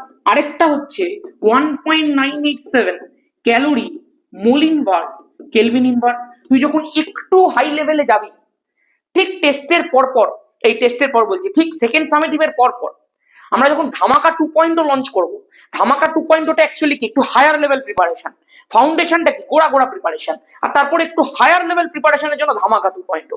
পুরোটা তুই যখন করবি তখন দেখতে পাবি, তখন ধামাকা 2.0তে গিয়ে এই প্রত্যেকটা ভ্যালু তোকে আমি বার করা শেখাবো। তখন তোকে আমি দেখাবো এই ভ্যালুগুলো অ্যাকচুয়ালি বার কি করে করতে হয়। আপাতত তোকে দেখাই এককগুলো কি করে বার করতে হয়। চল দেখি। আর এর একক আর মাত্রা খেয়াল করে দেখ। তোরা তো প্রত্যেকে জানিস পিভি ইকুয়াল টু এনআরটি হয়, তাহলে আর এর ভ্যালুটাকে তুই লিখতে পারিস পিভি বাই এনটি। তুই বলে একদম একদম দাদা লিখতে পারি। আচ্ছা তুই চিন্তা করে দেখ তো, এটা তো প্রেসার রয়েছে রে পাগলা, আর এইটা তো ভলিউম রয়েছে। তুই বল একদম। প্রেসারের তোকে যদি আমি বলি সিজিএস পদ্ধতিতে একক লিখতে, তুই বল প্রেসারের একক কি? প্রেসার মানে কি? চাপ মানে কি? চাপ মানে হচ্ছে বল বাই ক্ষেত্রফল। তুই বল হ্যাঁ, বল বাই ক্ষেত্রফল। বলের সিজিএস পদ্ধতির একক ছিল ডাইন, ক্ষেত্রফলের সিজিএস পদ্ধতির একক ছিল সেন্টিমিটার স্কোয়ার। তার মানে প্রেসারের সিজিএস পদ্ধতির একক ডাইন পার সেমি স্কোয়ার। আয়তনের সিজিএস পদ্ধতির একক সেমি কিউব হবে, দৈর্ঘ্য গুণ প্রস্থ গুণ উচ্চতা। দাদা মোলের একক তো মোলই হয়। আমি বললাম হ্যাঁ, পদার্থের পরিমাণ অ্যাকচুয়ালি। আর এই টেম্পারেচার রয়েছে, টেম্পারেচারের এটা সিজিএস পদ্ধতির একক। আমি বলছি রুক রুক রুক, 1 মিনিট রুক। তুই এখানে কিন্তু ভুলেও ডিগ্রি সেলসিয়াস বসাস না ভাই, কারণ এই টিটা কোথা দিয়ে তুই পেয়েছিলি তুই সেটাকে মনে কর। তুই যতই উন্নতির চরম শিখায় উঠে যা, তুই শুরু কোথা দিয়ে করেছিলি তোকে সেটা মনে রাখতে হবে, নাহলে তোর পা মাটিতে থাকবে না। তুই এই সমীকরণটা পেয়েছিলি কোত্থেকে? PV equal to nRT. তুই এই সমীকরণটা পেয়েছিলি তিনটে ফর্মুলা থেকে, V proportional two 1/p, V proportional two টি, ভি প্রপোর্শনাল টু এন। এই টিটাই তো, এই টিটা। তুই বললি হ্যাঁ। আর এই টিটা কেলভিন স্কেলে চার্লসের সূত্র ছিল না? তুই বললি হ্যাঁ। তার মানে দাদা আমি যতই সিজিএস পদ্ধতি লিখে নিই না কেন, আমাকে কিন্তু টেম্পারেচারের এককটা সবসময় কেলভিনই বসাতে হবে, কারণ আমার এই বড় হাতের টিটা কেলভিন স্কেলের উষ্ণতা, এটা কোনোদিনই সেলসিয়াস স্কেলের উষ্ণতা নয়। তুমি বাকিগুলোকে সেলসিয়াস অনুযায়ী লিখতে পারো, টিটাকে লিখতে পারবে না। আমি বললাম ভেরি গুড ভাই, হিয়ার ইজ দ্য লজিক। এখানেই অ্যাডভেঞ্চার একাডেমি আছে ভাই। অ্যাডভেঞ্চার একাডেমি তোর এই জায়গাগুলোকে তোকে ধরিয়ে দেবে। আমি বারবার করে বলছি চোখ কান নাক বন্ধ করে ফলো করতে থাক। আর যারা এখনো সাবস্ক্রাইব করিসনি, পাপ করছিস ভাই, পাপ। তাড়াতাড়ি সাবস্ক্রাইব কর। আমি এমনি বলি না, ঠিক আছে চল, তোরা নতুন নতুন একটু চমকাতে হবে মাঝে মাঝে। আরে তোরা দেখতে পাবি আস্তে আস্তে তোদের সাথে কেউ না থাকুক, আমি থাকবো। তোকে এমন জায়গায় পৌঁছে দেবো তুই চিন্তা করতে পারবি না। তুই দেখতে থাক। সেন্টিমিটার স্কোয়ার সেন্টিমিটার কিউব আছে, কাটলে 1 সেন্টিমিটার পড়ে থাকে। তাহলে উপরে কি আছে বল? ডাইন ইন্টু সেন্টিমিটার আছে, নিচে কি আছে বল? মোল আছে ইন্টু কেলভিন আছে। গল্প শেষ। আমি কোনোদিনও তোকে সাবস্ক্রাইব করতে বলবো না, তোর ভাই ইচ্ছা হলো তুই কর। আমি জাস্ট বললাম তোকে প্রথম দিন বল ডাইন আর সেন্টিমিটার গুণ করলে কি হয়। তুই আমাকে একটা কথা বল, তুই যদি কোনো একটা বস্তুর উপর 1 ডাইন বল প্রয়োগ করিস, তার সরণ যদি 1 সেন্টিমিটার হয়, মনে পড়ছে দাদা? মনে পড়ছে? 1 মিনিট রিকল করতে দাও। 1 ডাইন বল প্রয়োগ করলাম, সরণ হলো বল গুণ সরণ। কার্যের সিজিএস পদ্ধতির একক আর ভয়। আমি বললাম একদম। নিচে আছে দাদা মোল, নিচে আছে দাদা কেলভিন, তার মানে erg, mole inverse, kelvin inverse. আরে এটাই তো লিখেছিলাম রে পাগলা, erg, mole inverse, kelvin inverse. আর দাদা যদি এসআইতে করি তাহলে এখানে নিউটন চলে আসবে, এখানে সেন্টিমিটারের জায়গায় মিটার চলে আসবে, নিচে মোল চলে আসবে, কেলভিন চলে আসবে। নিউটন ইন্টু মিটার মানে তো দাদা জুল। তো joule, mole inverse, kelvin inverse. আর করবো না কোনোদিনও ভুল। নে চলে এসছে। আচ্ছা যদি লিটার এটিএম লিখতে বলি তাহলে আরো সোজা। পি এর এককটা কি? পি এর এককটা কি? এটিএম। ভি এরটা কি? লিটার। নিচে মোল ছিল, মোল ইনভার্স হয়ে গেল, কেলভিন ইনভার্স হয়ে গেল। Litre atm mole inverse kelvin inverse. তুই ক্যালোরিতে নিলে calorie mole inverse kelvin inverse. গল্প শেষ। এই যে পিভি টার্মটা রয়েছে না, এই পিভিটাই তো হচ্ছে অ্যাকচুয়ালি কার্য রে পাগলা, কার্য। দেখ পিভি গুণ করি তো দেখ আর্গ আসছে, পিভি গুণ করি তো দেখ জুল আসছে, পিভি গুণ করি তো দেখ লিটার এটিএম আসছে। এটাই হচ্ছে কার্য, ঠিক আছে? আচ্ছা, আর কার্য মানেই যেহেতু শক্তি, সেই কারণেই দেখবি ক্যালোরি এককটাও চলে এসেছিল, তাই না? একদম ক্লিয়ার আছে বাবু? একদম। চলো নেক্সট। একদম পরিষ্কার। এইবার দেখ তোকে এখান থেকে আরেকটা ছোট্ট জিনিস করতে দেয় মাঝে মাঝে। এটা তো হলো, পুরোটা হয়ে গেছে হয়ে গেছে হয়ে গেছে। আচ্ছা মাত্রাটা বার করে দিই। মাত্রাটা ধরো আমি তোমাকে বললাম পিভি ইকুয়াল টু এনআরটি আছে, আর ইকুয়াল টু কি আছে বলো? পিভি বাই এনটি আছে। যদি আমি আর এর মাত্রা বার করতে চাই তাহলে আমি পি এর মাত্রা লিখবো, ভি এর মাত্রা লিখবো, এন এর মাত্রা লিখবো, হাঁপিয়ে গেছি, টি এর মাত্রা লিখবো, একদম পরিষ্কার। দাদা পি এর মাত্রাটা কি ছিল, বেশ ভুলে ভুলে যাচ্ছি। যদি ভুলে যাস তাহলে বল বাই ক্ষেত্রফল করে নে না। বলের মাত্রা এমএলটি মাইনাস টু, আবার বলিস না বলও ভুলে গেছি তাহলে ভর গুণ ত্বরণ করতে হবে, আবার বলিস না ত্বরণও ভুলে গেছি তাহলে বেগের পরিবর্তন বাই সময় করতে হবে, আবার বলিস না বেগ ভুলে গেছি তাহলে সরণ বাই সময় করতে হবে। সব টেকনিক আছে ভাই। তাহলে এই হচ্ছে দেখো দাদা বল ডিভাইডেড বাই ক্ষেত্রফল, বল বাই ক্ষেত্রফল করলে আমি পেয়ে যাবো চাপ। তাহলে একটা এল কেটে গেল তো একটা এল উপরে উঠবে, তাহলে এম এল মাইনাস ওয়ান আর টি মাইনাস টু রয়েছে, তার মানে এটাই হচ্ছে চাপের মাত্রা। আমি বললাম একদম। তাহলে চাপের মাত্রাটা হচ্ছে M L minus one T minus two, আমি বললাম একদমই তাই। আয়তনের মাত্রা কি দাদা, আয়তনের মাত্রা হচ্ছে এল কিউব, একদমই তাই। দাদা মোলের মাত্রা অনেকেই দেখবি ভুলভাল লেখে, মোলের মাত্রা কিন্তু অ্যাকচুয়ালি এন। আর দাদা টেম্পারেচারের মাত্রা, টেম্পারেচারের মাত্রা কিন্তু হচ্ছে থিটা। নিশ্চয়ই মনে পড়ে গেছে প্রত্যেকটা টার্ম। এল মাইনাস ওয়ান আর এল কিউব, তার মানে দাদা ওপরে কত বসে যাবে, আমি বলছি এম যেমন আছে বসলো, L minus one L cube মানে এল স্কোয়ার আর T to the power minus two. দাদা এটা তো আমরা জানতাম, এটা তো কার্যের মাত্রা। আমি বললাম একদম, তো পিভিটাই তো কার্য, আমি তো তোকে বলেছিলাম। আর যারা যারা এরকম ভাবে ভেঙে ভেঙে এখনো পর্যন্ত পড়িসনি ভাই, ফাউন্ডেশন ব্যাচ জয়েন করে যা, ফাউন্ডেশন পর কাঁপিয়ে দিবি তুই মাধ্যমিক, তুই দেখতে থাক না। আমি তো তোকে বলছি ফাউন্ডেশনে যা করানো হচ্ছে না রে, আমি নিজেই এবারে বলছিলাম তোরা তো কাঁপিয়ে দিবি এবারে ফাউন্ডেশনে যা করছিস। নে মাত্রা ready, M L square T minus two N minus one theta minus one, গল্প শেষ। ঠিক আছে চলো নেক্সট। ফাউন্ডেশন ব্যাচে যারা ভর্তি হতে যাচ্ছিস নিচে দেখ কমেন্ট সেকশনে পিন কমেন্টে নাম্বার দেওয়া আছে, হোয়াটসঅ্যাপ করে দে, প্রসেস সব বলার আছে আগে। চল দেখি নেক্সট। আদর্শ গ্যাস সমীকরণের মাধ্যমে গ্যাসের ঘনত্ব আর আণবিক ভর কি করে বার করে, খেয়াল করে দেখ। পিভি ইকুয়াল টু এনআরটি, এটাই তো আদর্শ গ্যাসের সমীকরণ।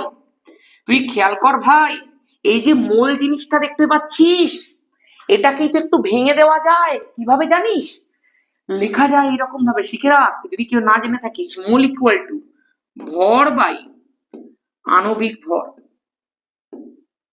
বা ভর বাই আণবিক ভরের পরিবর্তে অনেক সময় লেখে মোলার ভর, কারণ মোলার ভরের একক হয়, আণবিক ভরের হয় না। অ্যাকচুয়ালি গ্রাম আণবিক ভর লেখা উচিত, বা এগুলো এককের একটুখানি ছোট্টখাট্ট বিষয় আছে, তোরা নাইনে পড়েছিস, আমি অত ঝামেলাতে যাচ্ছি না। মোল জিনিসটাকে যখন লিখতে হবে, আচ্ছা দাদা এই মোলটাকে মানে এনটাকে ভর মানে ডাব্লিউ ডিভাইডেড বাই আণবিক ভর বা মোলার ভর মানে এম দিয়ে কেন লেখে, বলো খুব ভ্যালিড একটা কোশ্চেন। আমি এন এর পরিবর্তে এই যে পিভি ইকুয়াল টু এন এর পরিবর্তে ডাব্লিউ বাই এম কেন বসাই, মানে মোলটাকে আমরা কেন ভর বাই মোলার ভর দিয়ে লিখি, আমি বললাম দেখ ভাই, ভরের একক কি বল, গ্রাম, মোলার ভরের একক কি জানিস, গ্রাম পার মোল। যেহেতু গ্রাম পার মোল, মোলটা ঘুরে উপরে উঠে গেল, ইনটু থাকলো গ্রাম, নিচে চলে এলো গ্রাম, তাহলে গ্রাম গ্রাম কেটে চলে গেল, তাহলে পড়ে কি থাকলো বল, মোল। এই জন্যই মোলকে লেখা হয় ভর বাই মোলার ভর। মোলার ভর গ্রাম পার মোল থাকবে, ঘুরে গিয়ে মোলটা উপরে উঠবে, গ্রাম গ্রাম কেটে যাবে, এই জন্যই মোল মানে এইটা। ক্লিয়ার আছে? এইবার একটু মন দিয়ে শোন ভাই, এই যে পিভি ইকুয়াল টু এনআরটি কে লেখা যায় PV equal to W by MRT. তুই আমাকে একটা কথা বল, তোকে কি বার করতে বলেছে, গ্যাসের ঘনত্ব বার করতে বলেছে আর আণবিক ভর বার করতে বলেছে। আচ্ছা আণবিক ভর তো এইটাই, মোলার ভরটাই তো আণবিক ভর, তাহলে আণবিক ভরের এই সমীকরণটা কি হবে, ডাব্লিউ আর টি উপরে আছে, পিভিটা তলায় নেমে যাবে, তাহলে W R T by PV, এটাই আণবিক ভর বা মোলার ভর, একদম ক্লিয়ার। তাহলে এম এর ভ্যালুটা W R T by PV, clear. আরেকটা তোকে বার করতে বলেছে, PV equal to W by V R T আছে, তোকে বলেছে ঘনত্ব বার করতে আছে, ঘনত্ব কি করে বার করে, দাদা ঘনত্ব ডি লেখা যায় ভর বাই আয়তন, তোরা ছোটবেলায় নাইনে পড়েছিস যে ভর বাই আয়তন করলেই ঘনত্ব আসে, তার মানে দাদা ভর বাই আয়তন আমাকে করতে হবে ঘনত্ব আনার জন্য।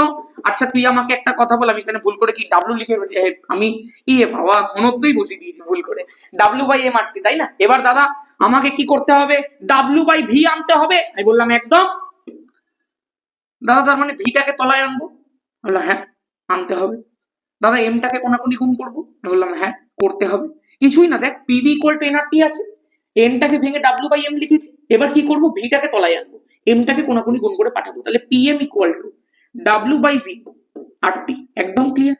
তার মানে দাদা ডাব্লিউ বাই ভি এর যে ভ্যালুটা বেরোবে পিএম এর তলায় আর টি, তোরা এগুলো সব জানিস, তোরা এই কোনাকুনি গুণ করতে তোদেরকে আর এই বয়সে কি শেখাবো বল। তাহলে ডাব্লিউ বাই ভি এই যে জিনিসটা ছিল ভর বাই আয়তন, সেটাই তো ঘনত্ব, তাহলে ঘনত্ব equal to PM by R T, একদম পরিষ্কার একদম পরিষ্কার একদম পরিষ্কার। মানে ঘনত্ব বেরিয়ে গেছে, মোলার ভরও বেরিয়ে গেছে। তোকে যদি আমি এখান থেকে বলি, তুই আমাকে বলতো ডি প্রপোর্শনাল টু পি আর ডি প্রপোর্শনাল টু 1/t তুই কি চোখে দেখতে পাচ্ছিস? মানে ঘনত্ব চাপের সাথে সমানুপাতিক আর উষ্ণতার সাথে ব্যস্তানুপাতিক, তুই কি চোখে দেখতে পাচ্ছিস? আমাকে একটু করে নিচে কমেন্ট সেকশনে জানাতো। চল নেক্সট একটা দেখ জিনিস থাকে এখান থেকে মাঝে মধ্যে পরীক্ষাতে আসে। কোয়েশ্চেনটা দেখ, আর্দ্র বায়ু ও শুষ্ক বায়ুর মধ্যে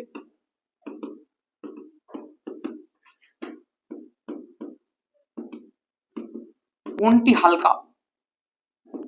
এইটা অনেক সময় প্রশ্নের মধ্যে দিয়েছে। আচ্ছা তারা শুরু করি, একটু জল খেয়ে নি ভাই। হ্যাঁ, পুরো টানা ক্লাস হচ্ছে অনেকক্ষণ ধরে, মাথা মাথা খারাপ হয়ে যাবে। যদি এইরকম ভাবে তুই চালিয়ে নিতে পারিস না, তোকে যা করাচ্ছি তুই যদি করে নিতে পারিস, তুই মাধ্যমিক কাঁপিয়ে দিবে। যারা যারা ফাউন্ডেশন ব্যাচ আর অ্যাডভেঞ্চার একাডেমি চ্যানেল একসাথে ফলো করছে তাতে এমনিই কাঁপিয়ে দেবে। এইবার চল একটুখানি দেখা যাক, যেটা বলছিলাম আর্দ্র বায়ু আর শুষ্ক বায়ুর মধ্যে কোনটা হালকা। তোকে এইটা বলার আগে আমি একটা ছোট্ট মজার এক্সাম্পল দিতে চাই। ধর তোর একটা ঘরের মধ্যে মাত্র 5 জন লোককে ঢোকাতে পারবি। এবার তুই কি করবি? তোকে কিন্তু এটা আমি বলিনি তাদের ভর কত হতে হবে। এবার যদি 5 জন লোককে ঢোকাতে পারবি, তুই কি করবি? তুই 5 জনকে, তোর 5টা বন্ধু নিয়ে এলি, 5টা বন্ধুরই 100 কেজি ওজন, 100 KG 100 KG 100 KG 100 KG 100 KG, তাহলে তুই 500 কেজি টোটাল নিয়ে চলে এলি ভাই একটা ঘরের মধ্যে। তুই 5 জনে ঢুকতে পারতো, তুই একদম সলিড ভাবে সেটাকে ইউটিলাইজ করে ফেলেছিস। আমি তখন তোকে বললাম, এই ঘরটা ভেঙে যাবে কিন্তু, দোতলায় থাকি আমরা, ভেঙে নিচে পড়ে যাবে, 500 কেজি রেখে দিয়েছিস। তুই তখন কি করলি? তার একটা বন্ধুকে তাড়িয়ে দিলি, তার পরিবর্তে আরেকটা বন্ধুকে নিয়ে চলে এলি। তবে এইবারে তোর বাকি যে বন্ধুগুলো ছিল, মানে এই 100 কেজি, এই 100 কেজি, এই 100 কেজি, এই 100 কেজি, এগুলো যেমন ছিল রয়েছে, শুধু একটা বন্ধুকে তুই তাড়িয়ে দিয়েছিস এবং তার পরিবর্তে আরেকজনকে নিয়ে এসেছিস, সে হচ্ছে 30 কেজি। তাহলে তুই আমাকে বল, আগে টোটাল ভরটা কত ছিল? 500 কেজি ছিল। এখন টোটাল ভরটা কত আছে? 430, মানে 430 কেজি আছে। তার মানে যখন আমি একজনকে বার করে দিয়ে একজন হালকাকে ঢোকালাম, তখন ওভারঅল ঘরে এখনো 5 জন আছে, কিন্তু ওভারঅল ওজনটা কিন্তু কমে গেল। একদম পরিষ্কার, কনসেপ্টটা ক্লিয়ার, যে 5 জন থাকতো 5 জনই আছে, বাট আগে যেটা টোটাল ভর ছিল এখন সেই টোটাল ভরটা কমে গেছে, গল্প শেষ। ঠিক সেম কেস এখানেও হয়। শুধু এইটা বোঝানোর জন্য আমি তোকে একটা নতুন জিনিস প্রথম থেকে শেখাবো। এই যে যখন আমরা ঘরের মধ্যে দেখলাম, এখানে আমাদের বায়ুর মধ্যে দেখতে হবে যে কে কতটা ভারী কে কতটা হালকা। তো বায়ুর মধ্যে কে কতটা ভারী কতটা হালকা জানার জন্য একটা টার্ম ইউজ হয়, সেটাকে আমরা বলে থাকি বাষ্প ঘনত্ব। বায়ুর মধ্যে কে কতটা ভারী আছে কতটা হালকা আছে, এইটাকেই ডি দিয়ে প্রকাশ করা হয়। সমীকরণ আছে একটা, মোলার ভর বা আণবিক ভর ইকুয়াল টু 2 ইন্টু ডি। এইটাই তোদের লাগবে রাসায়নিক গণনা থেকে, তোরা ডিটেলে শিখবি। এখানে জাস্ট একটু জেনে রাখ যে কোনো একটা গ্যাসের আণবিক ভর বা মোলার ভর ইকুয়াল টু 2 গুণ বাষ্প ঘনত্ব। এই ইকুয়েশনটা লেখা যায়। যেমন ধর আমি তোকে বললাম কার্বন ডাই অক্সাইডের ক্ষেত্রে মোলার ভর বা আণবিক ভরের ভ্যালুটা হচ্ছে 44। তো তোকে আমি যদি বলি এর বাষ্প ঘনত্ব কত হবে, তুই কি করবি? তুই দেখবি দাদা বাষ্প ঘনত্বের ভ্যালুটাকে লেখা যায় m ডিভাইডেড বাই 2, কারণ m ইকুয়াল টু 2d আছে, তাহলে d equal to m by 2 হবে। আমি বললাম একদম। তাহলে এর যদি আণবিক ভরটা 44 হয়, তাহলে আমি যদি তোকে বলি ডি অফ কার্বন ডাই অক্সাইড কত, না বাষ্প ঘনত্বের ভ্যালুটা আণবিক ভরের তলায় 2 দিতে হবে। তাহলে আণবিক ভর আছে 44, তার তলায় করে দাও 2, তাহলে হয়ে গেল 22। একদম ক্লিয়ার। বাষ্প ঘনত্বের কোনো একক থাকে না ভাই। তাহলে তোরা আমাকে বল, অ্যামোনিয়ার ক্ষেত্রে যদি মোলার ভরটা বা আণবিক ভরটা 17 হয়, 14 প্লাস 3, তাহলে এর ক্ষেত্রে বাষ্প ঘনত্ব কত হয়ে যাবে? প্রত্যেকে একটু আমাকে নিচে কমেন্ট করে দে। সবসময় খেয়াল রাখবি বাষ্প ঘনত্ব হচ্ছে আণবিক ভরের অর্ধেক, আণবিক ভরটা হচ্ছে বাষ্প ঘনত্বের দ্বিগুণ। আশা করতে পারি ক্লিয়ার আছে। নে তোর মাধ্যমিকের আরো একটা এমসিকিউ রেডি হয়ে গেল। যখন নেক্সট সেকেন্ড সামেটিভের পর থেকে যখন ফিজিক্যাল সায়েন্সের এমসিকিউ বিএসএকিউ এসএকিউ করাতে শুরু করবো না, কাঁপবে চারিদিক। তোকে এইটুকু বলে রাখলাম, এই বছরে যা হবে দেখতে থাক শুধু। আমি প্রথমে একটা বায়ু নিই, সেই বায়ুটা হচ্ছে শুষ্ক বায়ু। এখানে একটা বায়ু নিই, সেই বায়ুটা হচ্ছে আর্দ্র বায়ু। এই যে শুষ্ক বায়ু রয়েছে, শুষ্ক বায়ুর উপাদান দুখানাই থাকে, মেজর উপাদান, একটা নাইট্রোজেন একটা অক্সিজেন। নাইট্রোজেনের তোরা জানিস মোলার ভর হচ্ছে 14 গুণ 2 28, নাইট্রোজেনের 14, দুটো আছে বলে 28, তাহলে বাষ্প ঘনত্ব কত হয়ে যাবে? 28 ডিভাইডেড বাই 2 মানে 14 একদম। অক্সিজেন তোরা কত জানিস? 16 গুণ 2 32, তাহলে বাষ্প ঘনত্ব কত হয়ে যাবে? 16 হয়ে যাবে। 32 ভাগ 2 16, একদম ক্লিয়ার। যখন তুই আর্দ্র বায়ুর কথায় যাচ্ছিস, তুই দেখতে পাচ্ছিস আয়তনটা কিন্তু সেমই আছে। আমি কিন্তু সম আয়তন নিয়েছি, যতটা শুষ্ক বায়ু ততটাই আর্দ্র বায়ু। শুষ্ক বায়ুর মধ্যে ছিল নাইট্রোজেন আর অক্সিজেন, কিন্তু আর্দ্র বায়ুর মধ্যে রয়েছে নাইট্রোজেন অক্সিজেন এবং আর্দ্র বলে কিছুটা পরিমাণ জলীয় বাষ্প। তার মানে কিছুটা নাইট্রোজেন আর কিছুটা অক্সিজেনকে বার করেই তো আমি কিছুটা জলীয় বাষ্পকে ঢুকিয়েছি। তুই বল, একদম ক্লিয়ার? আচ্ছা দাদা, নাইট্রোজেনের বাষ্প ঘনত্ব কত ছিল? আমি বললাম 14 ছিল, 28/2।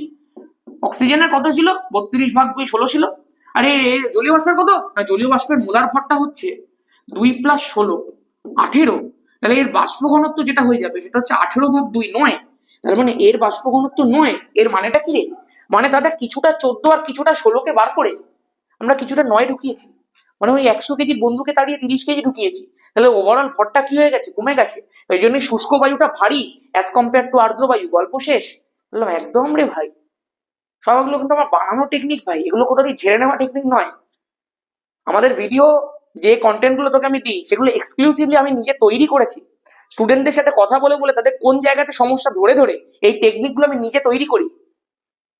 সবে তো শুরু, তোরা দেখতে পাবি পুরো ফিজিক্যাল সায়েন্স জুড়ে তোকে কি টেকনিক আমি শেখাই। চল হো নেক্সট। আদর্শ গ্যাসের গতীয় তত্ত্ব দেখ, তোরা জানিস গতীয় তত্ত্বের অনেকগুলো পয়েন্ট আছে। জাস্ট পয়েন্ট গুলোকে একটু একটু করে মনে রাখতে হবে। আমি জাস্ট দেখছি মাইকটা চলছে কিনা, অনেকক্ষণ হয়ে গেছে ভাই ভিডিও করছি, ঘন্টাখানেকের বেশি হয়ে গেছে। তো আদর্শ গ্যাসের গতীয় তত্ত্বগুলো কি অ্যাকচুয়ালি? আদর্শ গ্যাসটাকে একটা কল্পনা, জাস্ট এটা গ্যাস সংক্রান্ত গবেষণার জন্য বিজ্ঞানীরা জাস্ট একটা কল্পনা করে নিয়েছিলেন একটা গ্যাস, সেটাই তো আদর্শ গ্যাস। আর এই আদর্শ গ্যাসের জন্যই তো এই সূত্রগুলো সব অ্যাপ্লিকেবল। বাস্তবে আমরা চারিদিকে যে গ্যাসগুলো দেখতে পাই সেগুলো তো আদর্শ গ্যাস নয়, সেগুলো তো বাস্তব গ্যাস। তাহলে আদর্শ গ্যাস যেটা বিজ্ঞানীরা কল্পনা করেছিলেন তার মধ্যে কি কি ধর্ম ছিল? প্রথম ধর্ম ছিল আদর্শ গ্যাসগুলো বিন্দু ভর, মানে এদের ভর প্রায় নেই বললেই চলে। বাস্তবে কি তাই হয়? বাস্তবতা তাই হয় না। তাহলে এটা ধরে নেওয়া আদর্শ গ্যাসগুলো বিন্দু ভর। আরেকটা জিনিস বলা হয়েছিল, এদের যে আয়তনটা ছিল সেটা পাত্রের আয়তনের তুলনায় নগণ্য ছিল। মানে এটা যদি গোটা পাত্র হয় তাহলে এদের আয়তনটা খুবই কম, অত্যন্ত কম, এটা নগণ্য প্রায়। 3 নম্বর বলা হয়েছিল এই আদর্শ গ্যাস যেগুলো রয়েছে সেগুলো প্রতিনিয়ত নিজেদের মধ্যে আর পাত্রের দেওয়ালের মধ্যে অনবরত ধাক্কা মারছে, অনবরত ধাক্কা মারছে। এবং ধাক্কা যখন মারছে, ধর একটা অণু আরেকটা অণুকে এসে ধাক্কা মারলো, আমি যদি অন্য কাউকে কি ধাক্কা মারি তাহলে আমি কিছুটা দূরত্ব সরে যাব, ও কিছুটা দূরত্ব সরে যাবে। এই যে ধাক্কার মাঝে গ্যাসীয় অণুগুলো যে দূরত্ব সরে গেল সেগুলোকে একটা নাম দেওয়া হয়েছিল, নামটা হচ্ছে মুক্ত পথ।